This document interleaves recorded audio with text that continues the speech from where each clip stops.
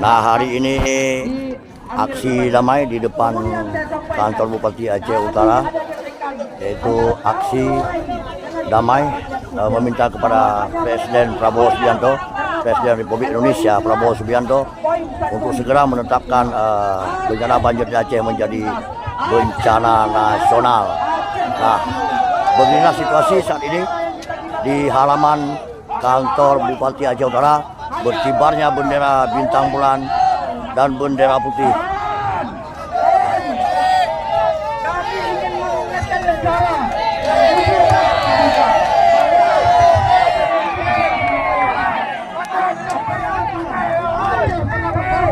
Aceh kena tumpah darah, tapi apa yang negara lakukan terhadap Aceh? Janji yang tidak ditepati, kekayaan alam yang diambil. Karena itulah kita wajib untuk Aceh merdeka, bukan separatis, tapi ingin mengambil hak kembali. Maka dari umur Prabowo Mengah,